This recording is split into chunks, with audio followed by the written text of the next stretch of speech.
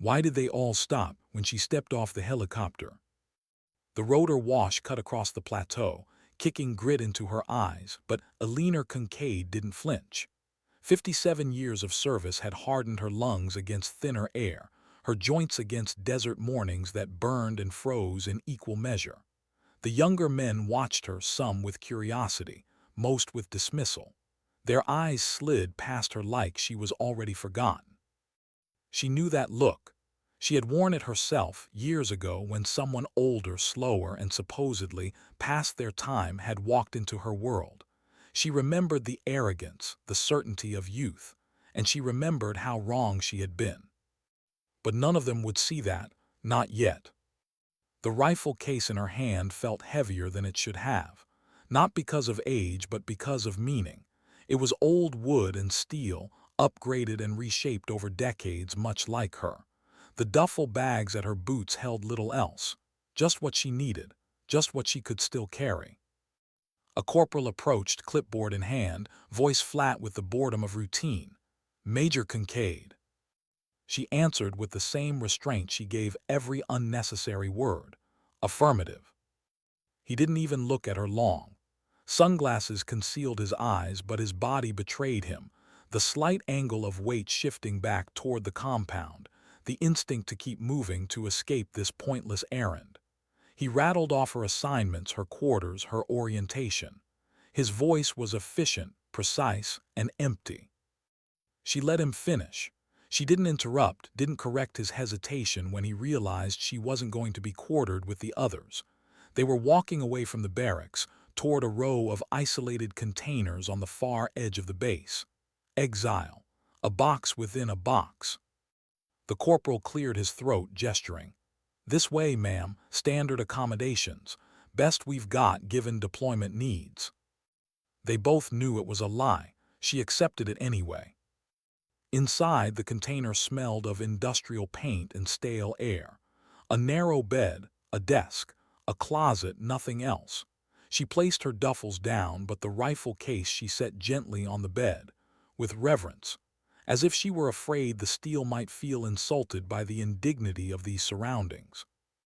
Then carefully she unpacked 3 sets of fatigues, technical manuals worn and annotated, a leather-bound journal whose spine had been repaired more times than she could count, and 1 photograph framed, though the frame was cracked. A younger Eleanor stood beside an older man with scarred features and eyes sharp enough to pierce stone. The half-smile on his face, pulled tight by an old wound, still haunted her. He had taught her everything that mattered. Only then did she unlock the rifle case. The weapon inside would look like a relic to these boys, a museum piece, but her hands moved over it with the tenderness of recognition. SVDM-2, a Dragunov variant, its wooden furniture long since replaced, the barrel reworked, the glass on top German and worth more than most soldiers' yearly pay. A marriage of old and new, history reshaped to remain lethal. She disassembled it with care, each piece removed, inspected, cleaned, returned. Her fingers moved not like someone preserving an artifact, but like someone touching an extension of herself. Outside her small window, she heard the young men swaggering back from the mess hall. Their laughter carried the easy arrogance of lions in their prime. She was invisible to them, a bureaucrat, a fossil, a paper pusher sent to count their bullets while they trained for glory.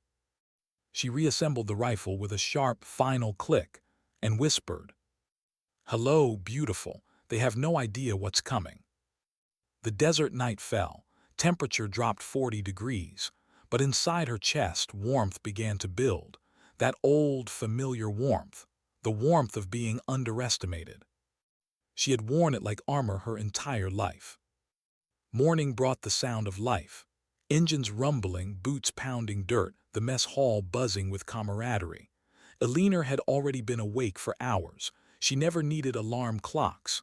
5-mile run before dawn, though her knees protested. Stretching, though her joints crackled. Coffee, black as asphalt. By the time she stepped into the supply depot at precisely 700, she was already ahead of half the men who dismissed her as dead weight. The warehouse stretched wide, filled with ammunition, gear, crates stacked like walls of war. Corporal Wilson was waiting. His face betrayed surprise, just a flicker that she was on time, maybe even a few minutes early. "Morning, Major. I'll be showing you the system." She let him explain the inventory protocols, the software, the modifications. She listened. And then she asked for the high-value items: match-grade ammunition, precision optics, specialized tools.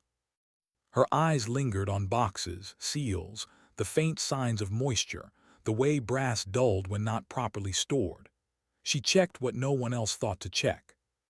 The corporal shifted uncomfortably. He had expected her to coast, to play administrator, to nod and leave the work to him. Instead, she was scrutinizing everything, and he felt it.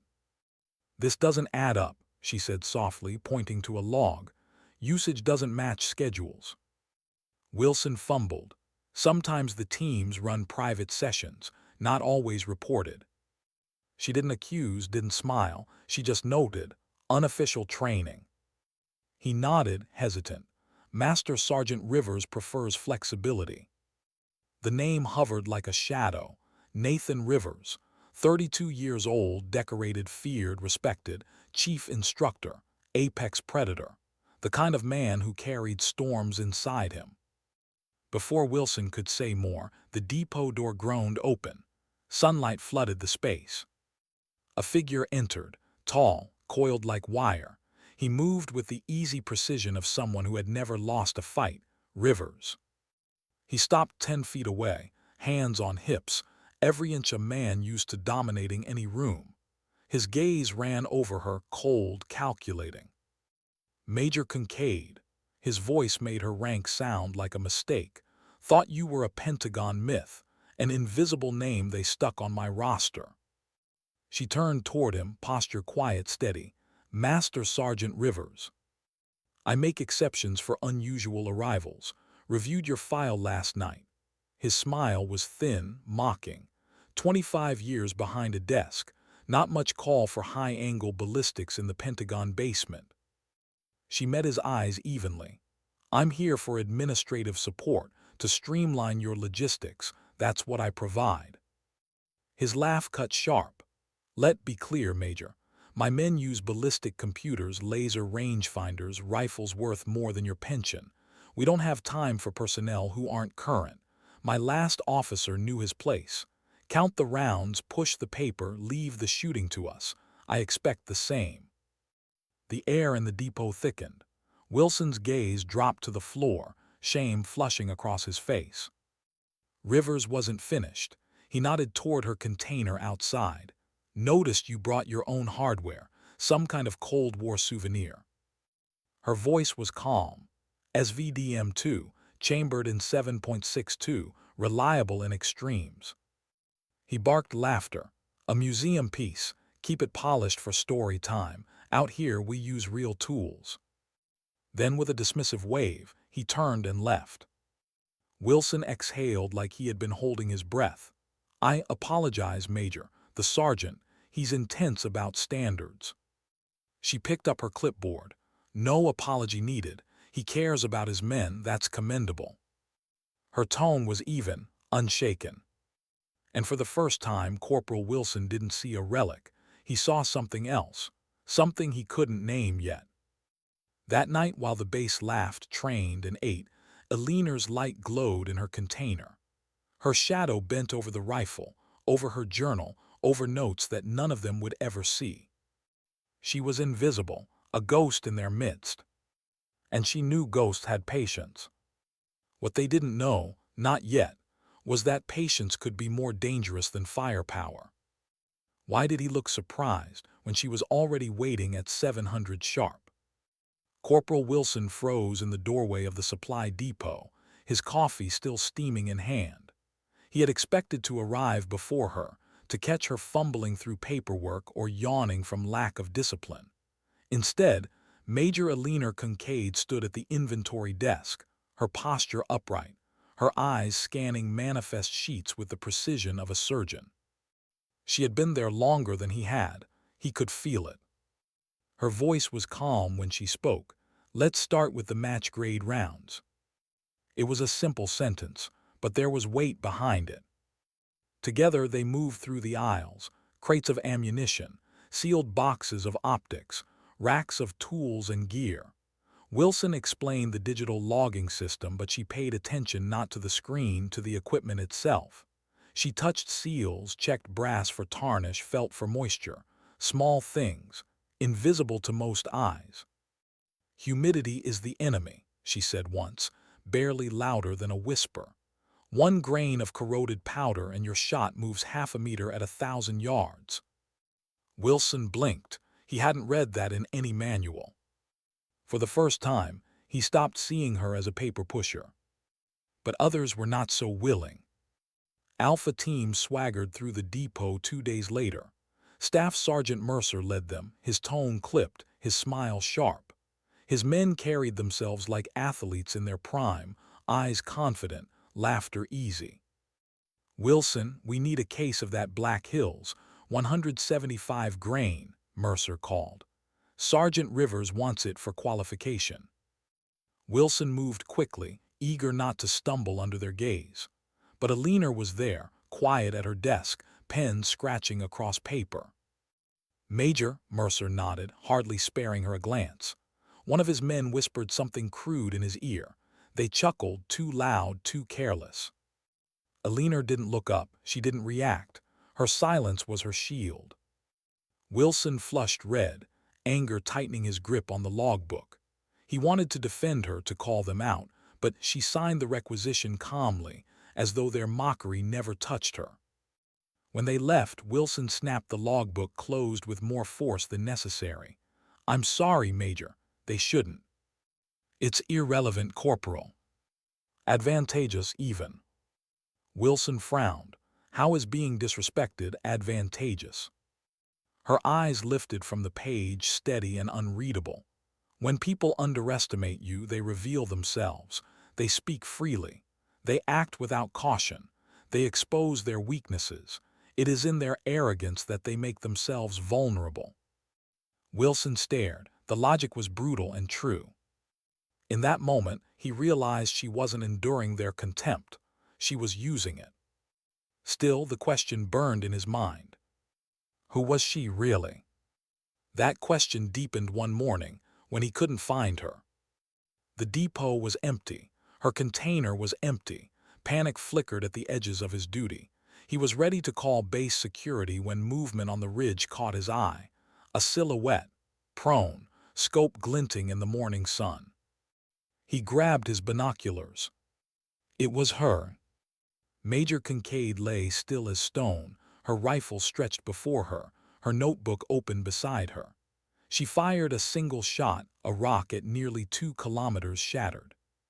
Curiosity dragged Wilson up the loose shale, boots scraping stone. She didn't turn as he approached. "You're up early, Corporal," she murmured. "I could say the same for you, Major.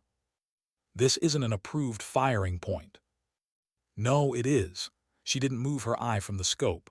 "That's why I'm here before Reveille. No paperwork, no questions, no interference." He followed her aim. "What are you shooting at?" She handed him her binoculars, pointed to a rust-colored boulder, nearly 1,900 meters away. He whistled softly. "That's at the extreme edge of our best rifles."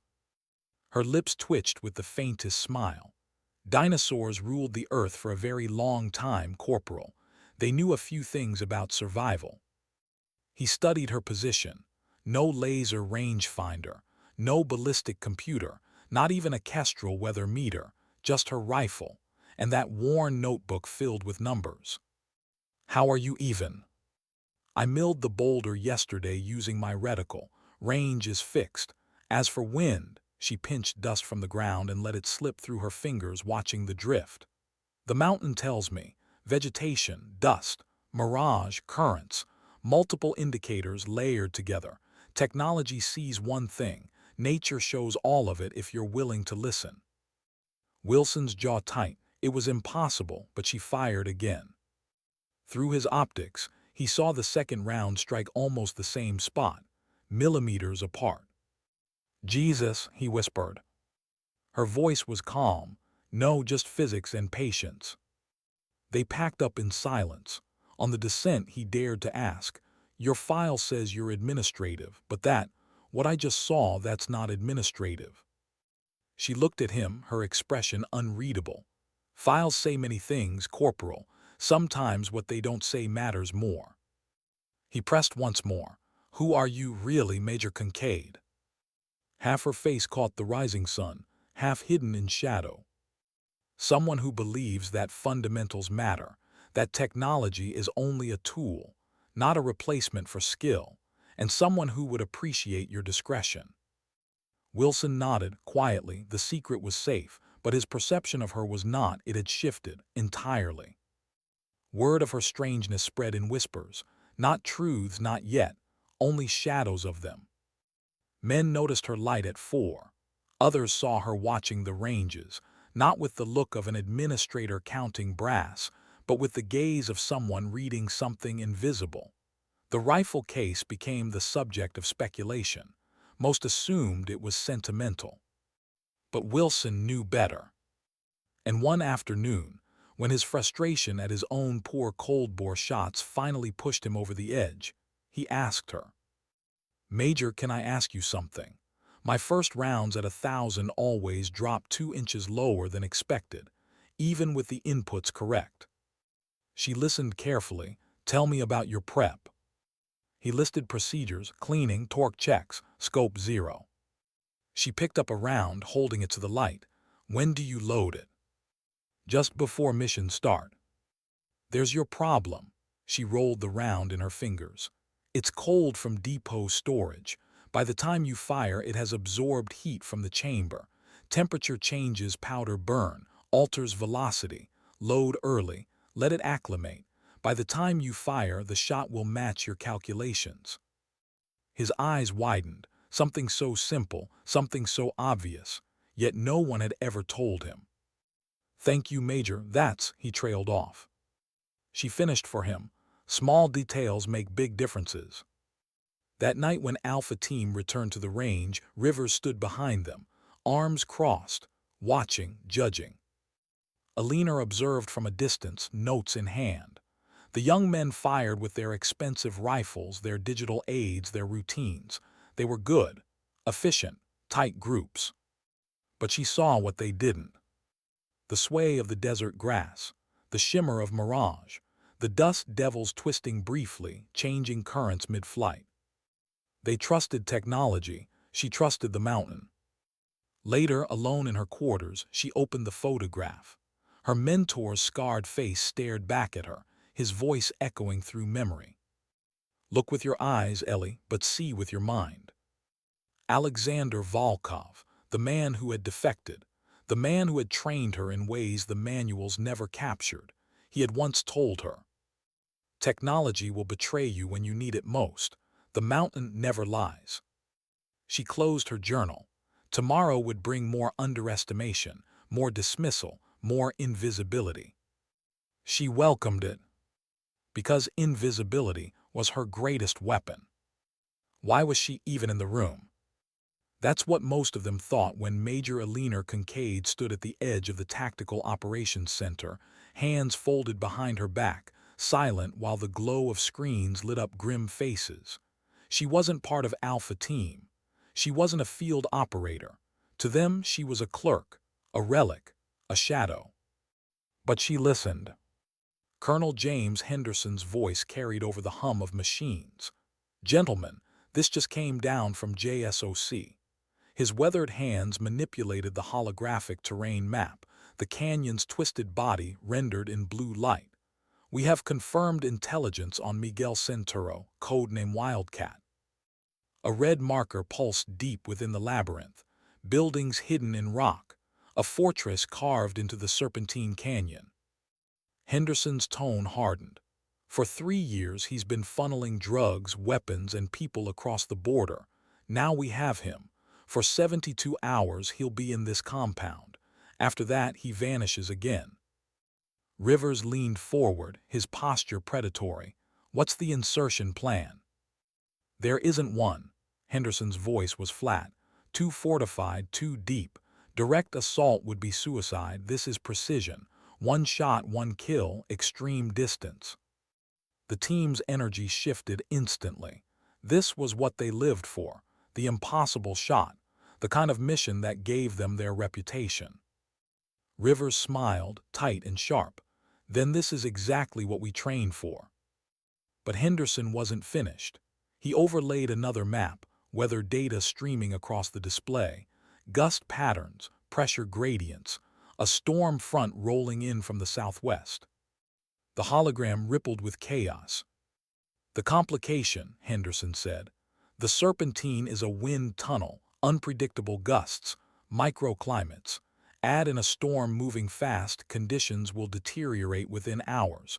Your window is closing. Silence fell. Even the untrained could see the problem. The canyon was alive with turbulence, the air twisting and turning in ways no computer could cleanly calculate. Rivers broke the stillness. Alpha Team will deploy at first light. Confidence, unshaken, but Eleanor, standing in the shadows, felt the shift in her chest. She had read mountains before. The serpentine would devour arrogance. When the room cleared, Henderson called softly, "Major Concaid, a word." She stepped closer. He studied her with a look no one else used: recognition, memory. "It's been a while," he said quietly. She nodded. 10 years, 4 months, Kandahar. He almost smiled. Almost. You always did keep details like a ledger. He gestured at the map. What do you see? Her eyes traced the ridges, the spirals of terrain. She didn't need the data overlay. She could feel the wind in her mind, tugging, twisting, colliding. The name is right, she said finally. The serpentine breathes like a snake. Those currents won't stay in one lane. They'll coil. They'll split. They'll corkscrew. No calculation will hold steady from muzzle to target. Henderson exhaled. That's my fear, and Rivers, he's good. His men are good, but they trust the numbers too much. You want my assessment of their chances? She asked. Off the record. Her gaze held the map. Less than 30%, using their methods. The colonel's jaw tightened. But with someone who can see the invisible, she added quietly, it becomes possible. Henderson studied her. He didn't need to ask the next question. He already knew. You know it isn't my place to interfere, she said. No, he agreed, almost reluctantly. But I remember Kandahar. She inclined her head, then stepped back into the shadows. By the time Rivers brushed past, she was already invisible again. Dawn broke with a warning sky, crimson clouds, storm building. Alpha Team moved with choreography, their gear loaded into modified vehicles. Their rifles gleamed with precision engineering. The Che-Tak M200 intervention, state-of-the-art, worth more than the trucks they rode in. They were apex predators, and the canyon was their hunting ground. Eleanor watched from the supply depot. Wilson stood beside her, clipboard in hand. Alpha Team drawing final ammo allotment, Major. Bring it to them. We'll verify on site. They crossed the compound. Rivers was already inspecting his rifle when they arrived. He glanced at her briefly, irritation flashing when she opened the ammunition case instead of handing it over. Protocol requires confirmation, she said evenly, particularly for critical missions. Fine, Rivers snapped. She checked each round with care, eyes tracing the brass, fingers feeling for imperfections. The silence stretched until she said, almost casually, humidity rose 12% overnight. Let them acclimate before loading. Rivers's head lifted sharply. For a moment, surprise flickered in his eyes, then annoyance. Are you advising me on ammunition handling? Not advising, observing. She signed the form and handed it back to Wilson. The colonel's voice cut through tension. Storm fronts accelerating. 6 hours before conditions degrade beyond parameters. Rivers nodded. We're ready to move. Henderson's eyes flicked briefly toward Eleanor, the faintest spark of something unspoken. She caught it, returned it, and said nothing. The vehicles roared to life. Dust rose. Alpha Team disappeared into the desert. Wilson muttered beside her, "They're the best we have." Eleanor's eyes stayed on the horizon. Sometimes the best isn't what's needed. Hours later, the TOC was electric with tension. Drone feeds tracked Alpha Team as they crawled through jagged terrain. They reached their hide, concealed, invisible. "Alpha in position," came Rivers's calm voice. The feed shifted. The compound glowed with thermal signatures, dozens of figures, and then the target. Subject matches Wildcat, confidence level 85%. Henderson's voice was steady. Alpha cleared to engage. Silence followed. The scope view hovered on Wildcat's chest. The computer crunched data, calculations scrolling faster than eyes could track. "Solution unstable," Rivers muttered, "recalculating." The meteorological officer's voice broke in. "Wind gusting 20 to 30 knots, variability high, pressure dropping." Eleanor's eyes locked on the screen. She saw it before anyone else. The corkscrew effect. The currents colliding mid-range, splitting again near the target, a vortex of invisible chaos. Rivers was trapped. His instruments told lies. His computer tried to solve the unsolvable. "Windows closing," Henderson urged. "Targets moving." "I'm taking the shot."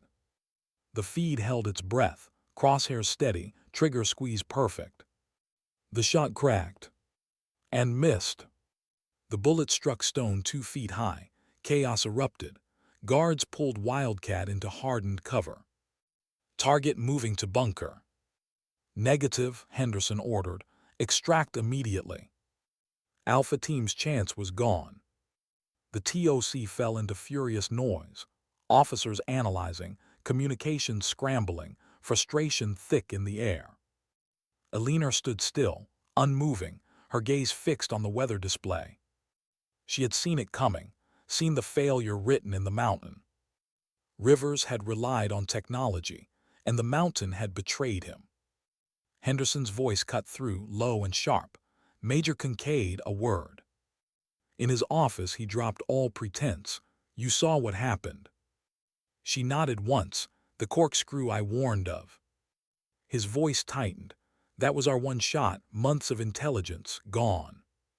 Her silence was heavy. "In Kandahar," he said, "you made a shot under conditions like these." "That was another war," she answered softly. "The physics hasn't changed." Her eyes lifted. "What are you asking, James?" "I'm not asking," he said, "just remembering." The unspoken hung between them. And when she stepped back into the storm-whipped air, she knew what she had to do. Alpha had failed. Wildcat was alive, but the mountain had not yet closed its hand. There was still a chance. And if no one else could take it, she would. Why did the room go silent when she walked toward the observation deck? It wasn't her rank, not her age. It was something heavier, something none of them could name yet. Alpha Team had failed. Wildcat was alive, buried deeper in Serpentine Canyon, his men doubled in numbers now that they were on alert. The storm was worsening. And yet Major Eleanor Concaid walked with calm purpose, her rifle case balanced in one hand. Wilson scrambled after her, whispering harshly, "Major, what are you doing? You can't just—" She didn't answer. Her boots echoed against the corridor. Henderson appeared at the far end, his expression unreadable. He didn't stop her. He only stepped aside as if he had already accepted the inevitability of what was about to happen. The observation deck opened to the canyon's mouth. Wind howled, dust lifting in coils. The storm chewed at the horizon, blotting out sun with bruised clouds. It was the kind of sky soldiers cursed and snipers feared. She knelt, opened the case. Wood and steel gleamed dully against the stormlight. The rifle was older than most of the men on base. A museum piece, Rivers had sneered. But when Eleanor lifted it into her hands, it was like the canyon itself paused, waiting. "Ma'am," Wilson stammered, voice cracking with panic. "This isn't protocol if Rivers sees you." Her voice was soft, but it cut through the storm. This isn't about protocol, Corporal, it's about physics and patience. She extended the bipod, settled prone, opened her notebook, pages swollen from years of scribbled calculations. Inside the TOC, officers gathered at the glass. Rivers stood rigid, fury simmering just below the surface. "What the hell is she doing?" he snapped. No one answered. Henderson only folded his arms. "She's not cleared for this mission," Rivers barked. "She's not." But the words faltered as he watched her work. No ballistic computer, no digital readouts, no kestrel, just her scope, her journal, her instinct. She touched the wind with her senses the way some men touch prayer beads. Dust devils told her one story. The shift of distant trees told her another. She listened to all of them, piecing them into a truth no screen could capture. "Target reacquired," the intel officer whispered. "Wildcats back in the open, moving between structures." The moment had returned, but not for long. "Major Concaid," Rivers growled into his radio. "Stand down, that's an order." She ignored it. Her breath slowed, her heartbeat steadied, time stretched. Inside the TOC, Henderson's voice was low. "Wait." The crosshairs danced for a fraction of a second, then settled as if the storm had bent to her will. She exhaled, squeezed. The shot cracked across the canyon, carried by wind, swallowed by storm. 2 seconds later, Wildcat dropped, a bloom of crimson against stone. His guards froze, panic erupting, their fortress suddenly less impenetrable. The room erupted, gasps, shouts, disbelief. Rivers's face drained of color. "No," he muttered. "No one makes that shot, not in this weather, not in that canyon." But Henderson's eyes burned with something else. Recognition. The base exploded with whispers. The old major, the ghost with the relic rifle, 1 shot, 1 kill. Wilson walked beside her as she packed the rifle again, his hands trembling from adrenaline that wasn't even his own.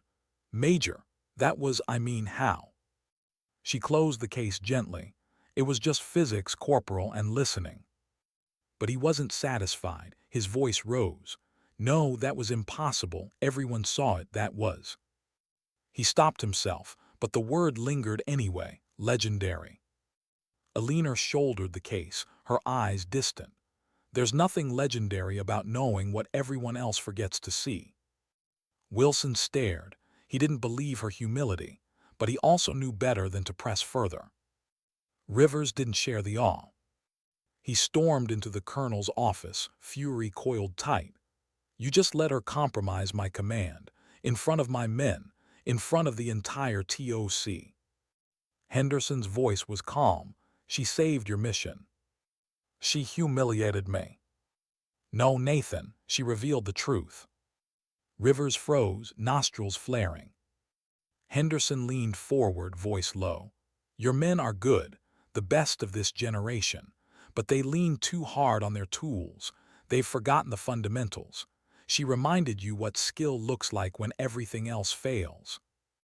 Rivers's hands clenched into fists. "She's a dinosaur." Henderson's eyes didn't waver. "Maybe, but even dinosaurs can kill." Rivers left without saluting.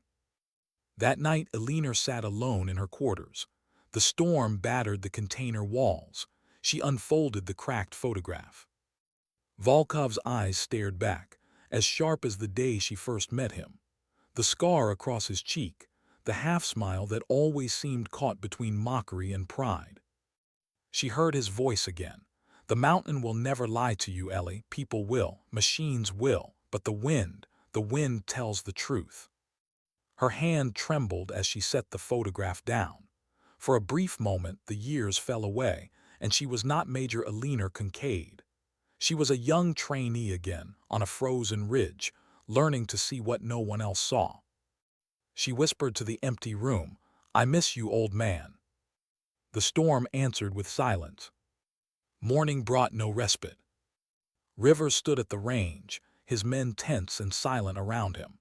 He barked orders sharper than usual, his pride still bleeding from yesterday's wound. Eleanor arrived quietly, not to interfere, just to watch. But Rivers couldn't stand her presence. "You think you embarrassed me yesterday," he snapped across the distance.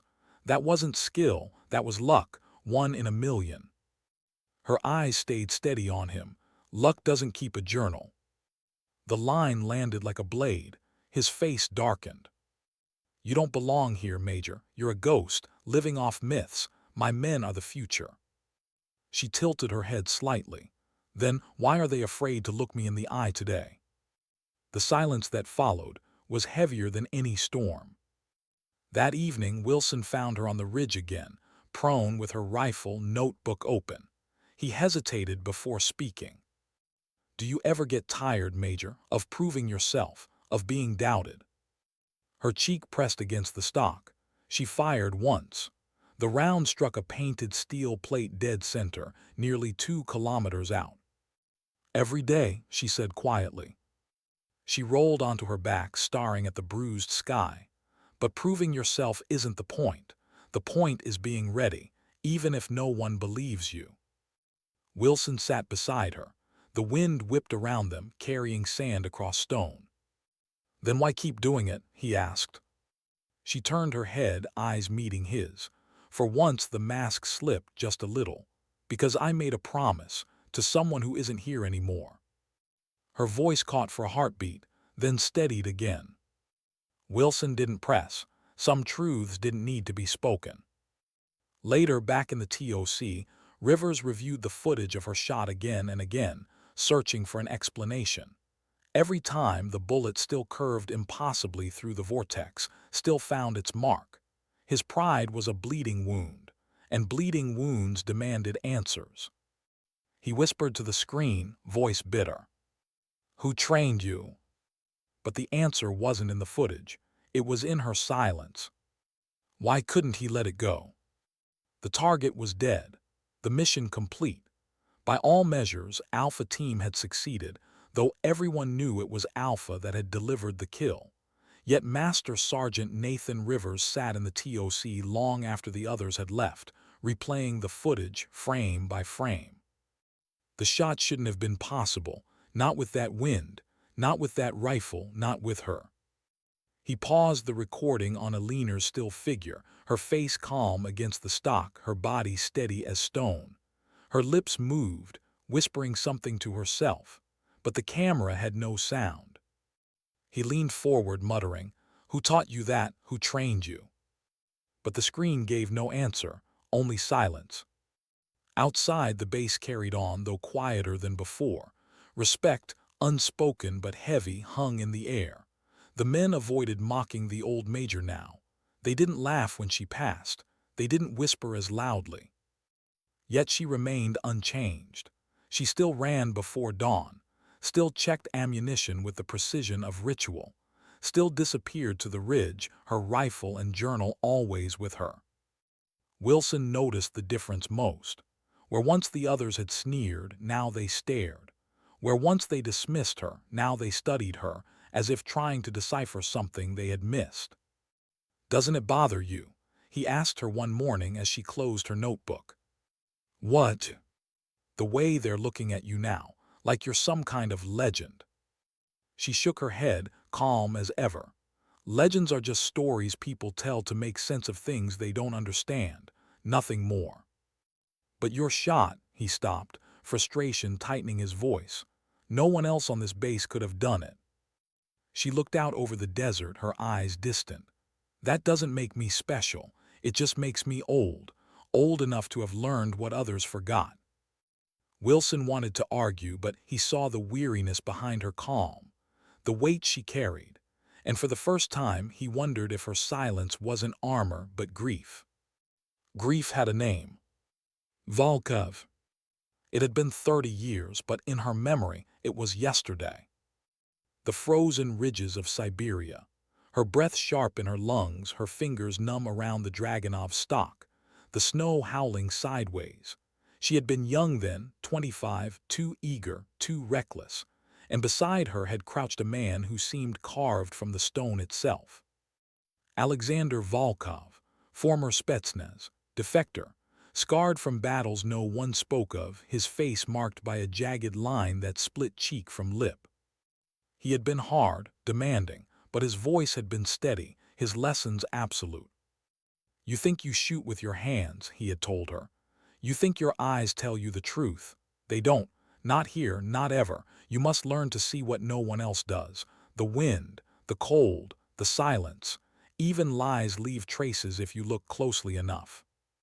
At first she had hated him, hated his cruelty, hated his constant criticism. But hate turned to respect, and respect to something like devotion. It was Volkov who had shown her the truth, that patience could kill faster than bullets, that silence could be louder than fear. And it was Volkov who had died in front of her. A mission gone wrong, a bullet meant for her. He had taken it without hesitation. She had held him in her arms as the snow turned red. His last words had not been dramatic, not even soft. "They will never see you coming." She lived by them still. Now, decades later, she sat in her container staring at his photograph, the cracked frame cutting across his scar. She whispered into the quiet, "They still don't." But Rivers refused silence. He prowled the base like a man haunted. He cornered Wilson outside the depot, his voice low, sharp. "You've been spending time with her. What does she tell you?" Wilson stiffened. "Nothing, just work." "Don't lie to me, Corporal." "It's the truth. She doesn't talk about herself at all." Rivers studied him, eyes narrowed. He wanted a crack, a weakness, but Wilson gave him none. "Fine," Rivers spat. "But understand this. She's not one of us. She doesn't belong here. Whatever she did out there, it doesn't erase the fact she's obsolete." Wilson surprised himself with his reply. "Obsolete doesn't make impossible shots." The words landed hard. Rivers turned away, fists tight.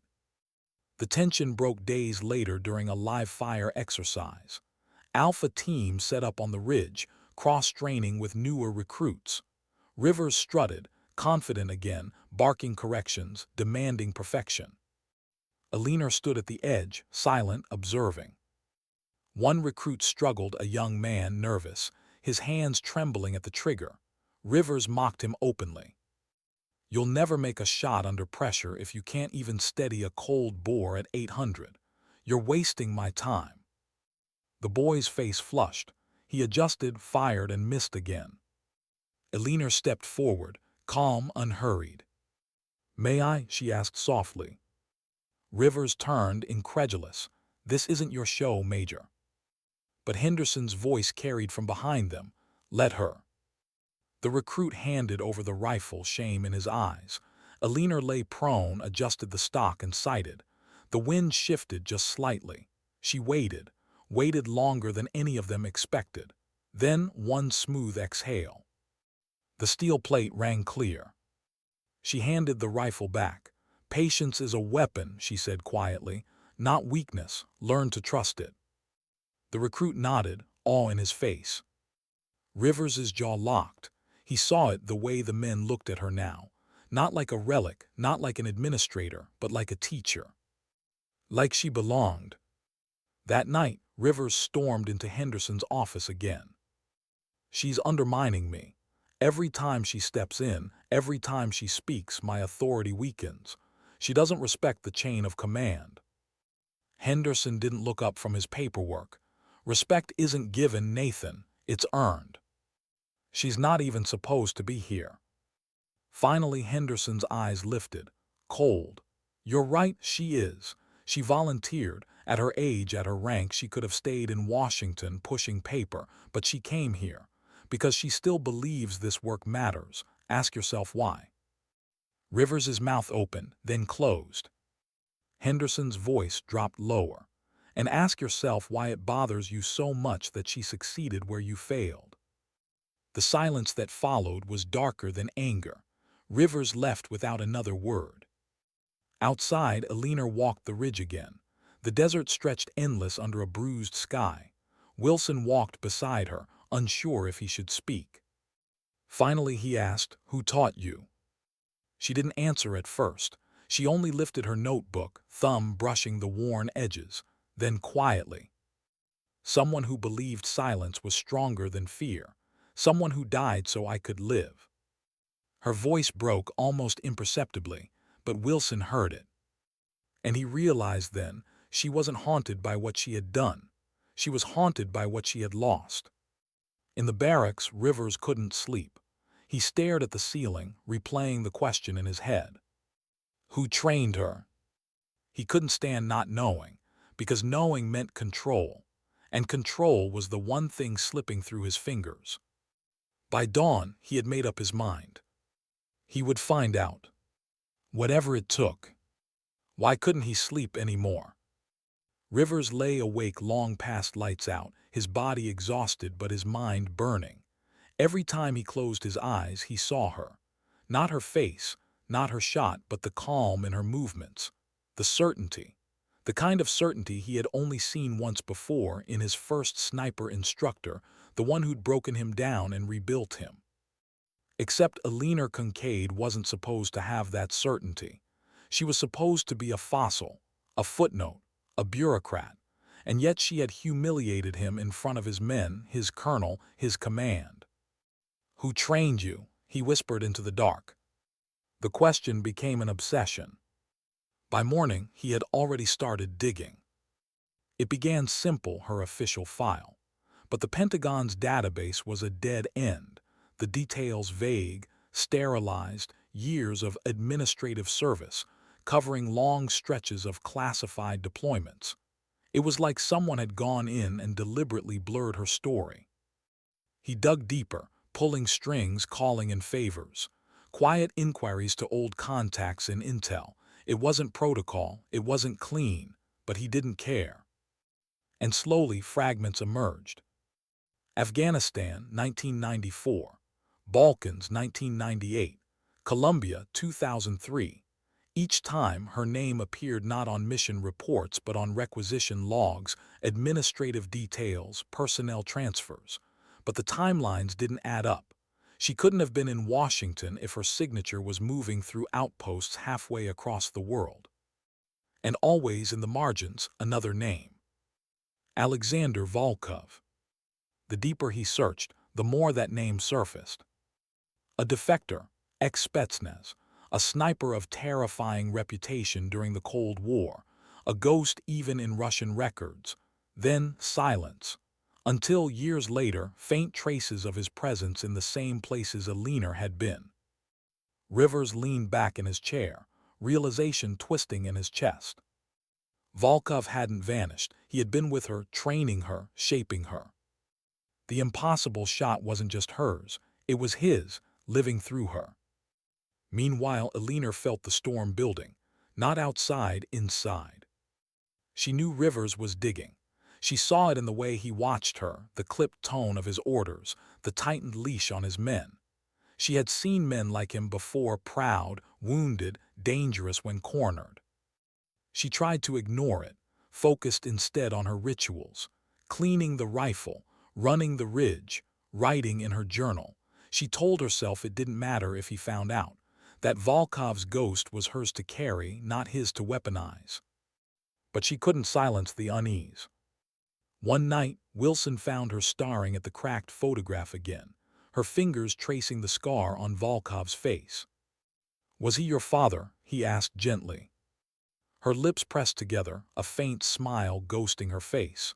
"No, he was harsher than any father would ever be, and kinder than any father could be. He taught me everything I know, and he gave me more than lessons." Wilson tilted his head.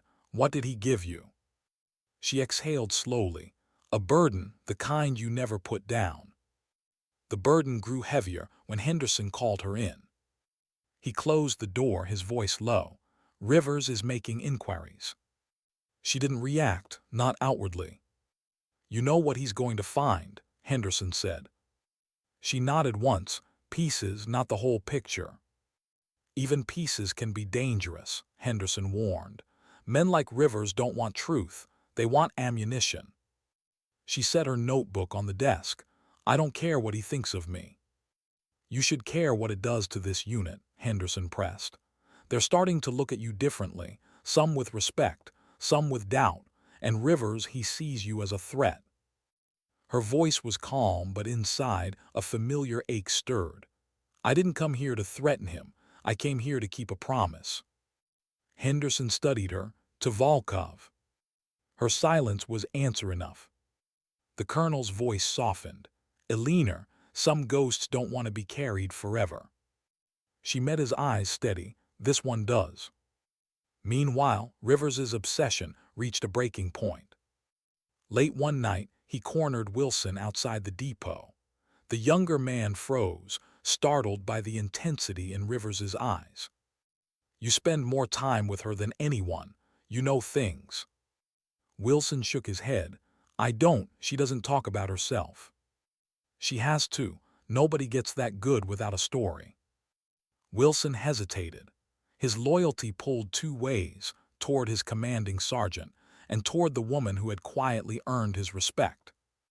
Finally, he said softly, she told me once that someone died for her, someone who trained her. That's why she's still here. Rivers's jaw clenched. He already knew who. Volkov.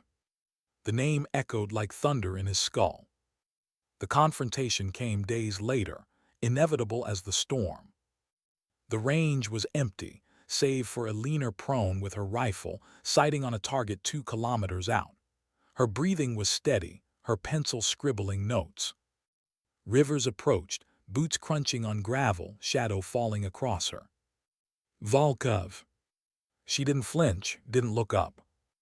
Don't insult me by denying it, Rivers pressed. I found the records, the missions. His name tied to yours. That's how you made that shot. That's how you humiliated me. You're not a miracle, you're just his student. Slowly, Eleanor lowered the rifle and sat up. Her eyes were tired but sharp. Yes, I was his student. Rivers's lips curled into a sneer. So the legend is true. The Russian ghost trained an American. That's your secret. Eleanor shook her head. That's not my secret, that's my debt.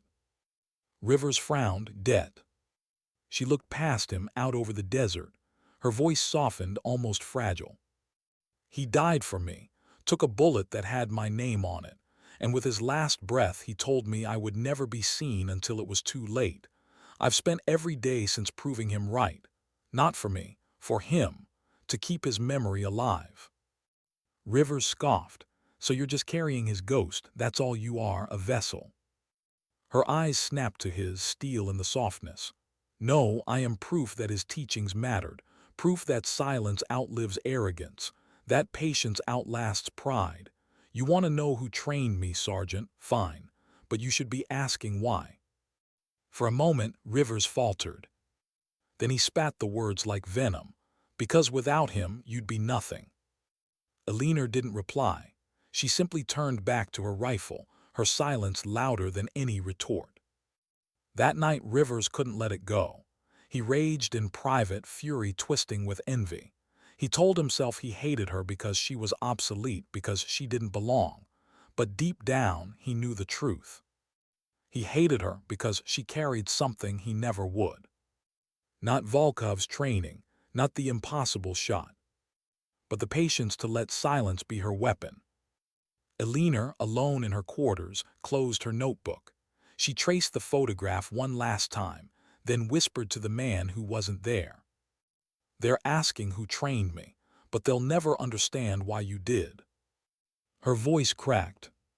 Because you believed I was worth saving. The storm outside swallowed her words. Why did the silence feel heavier than the gunfire? The convoy had rolled into the canyon at dawn, engines echoing against rock walls that seemed to close tighter the deeper they went. It was supposed to be routine, a follow-up sweep after Wildcat's death, gathering intel from his abandoned outpost.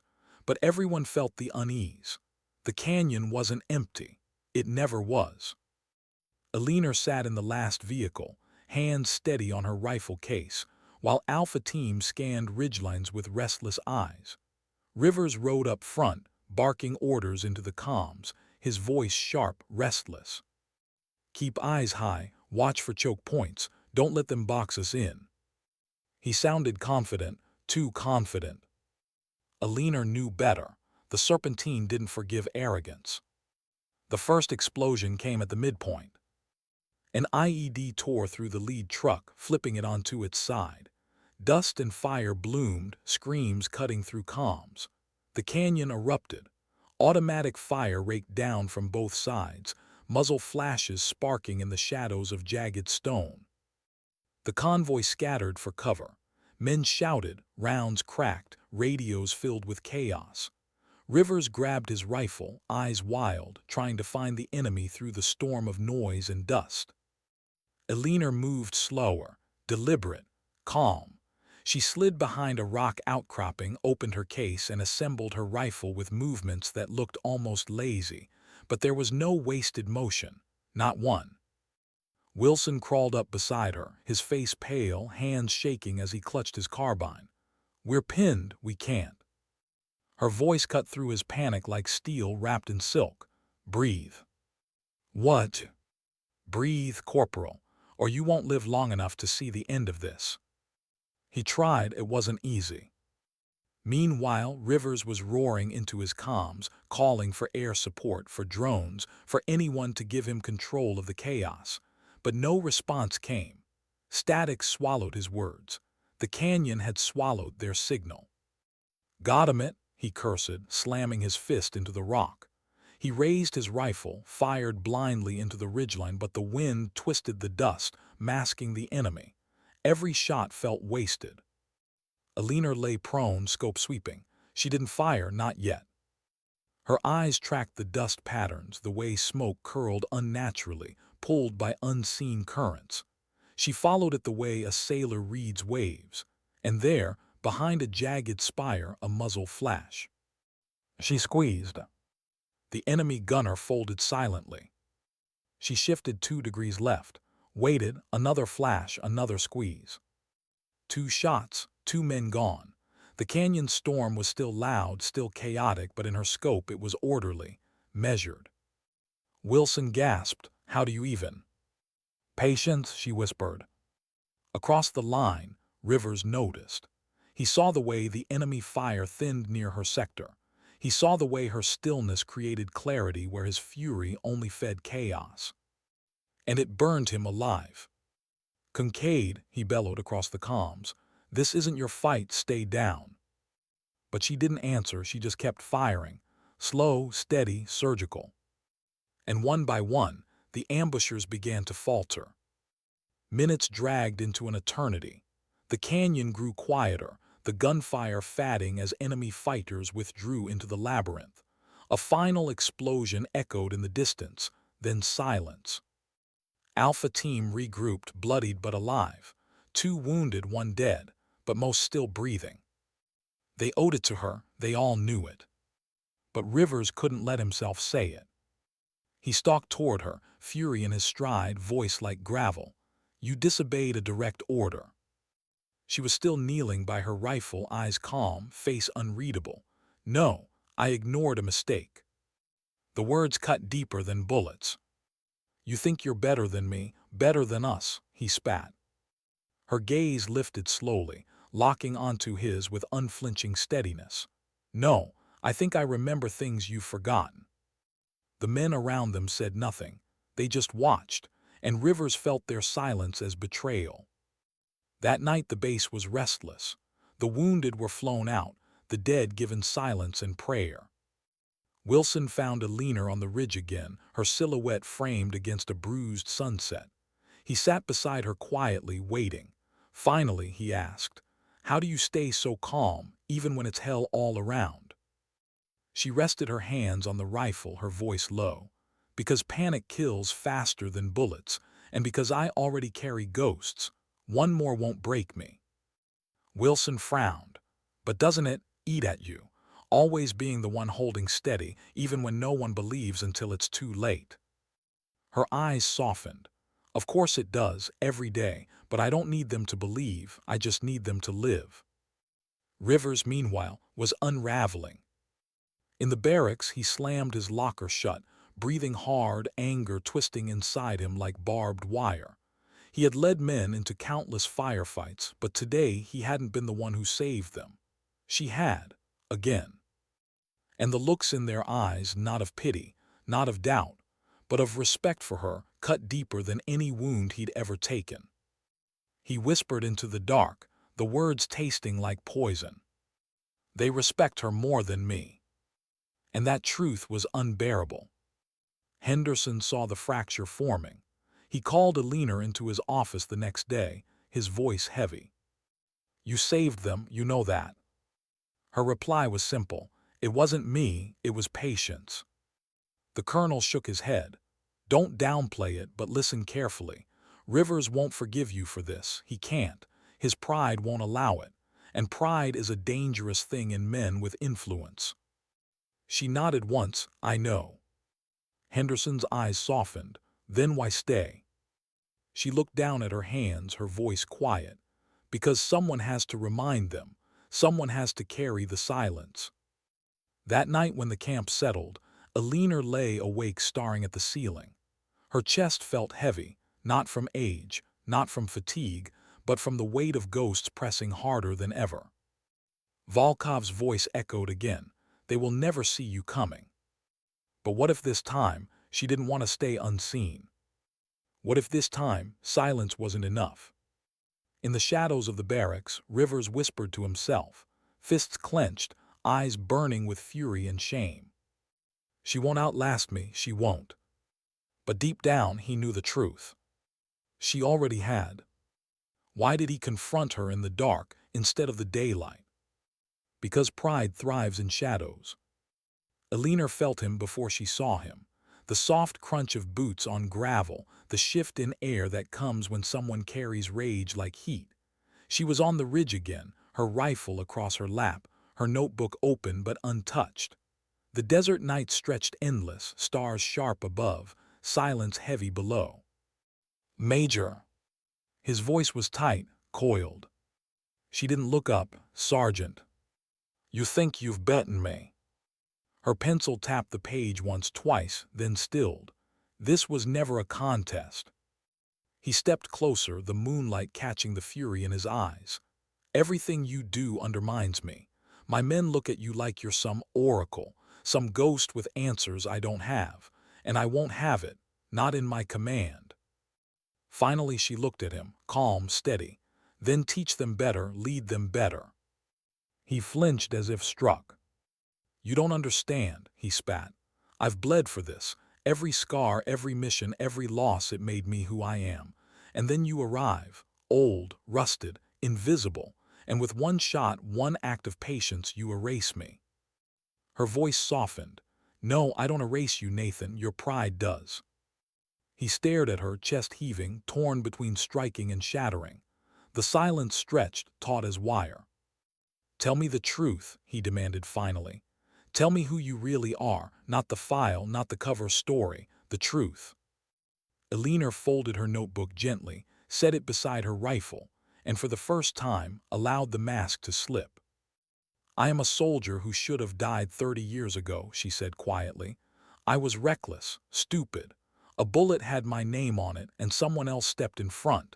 Alexander Volkov. He saved me, and in saving me he gave me his burden." Rivers blinked, thrown by the name spoken aloud. "He told me the world wouldn't see me coming," she continued. "And he was right. I spent my life unseen, not for glory, not for rank, but because silence saves lives.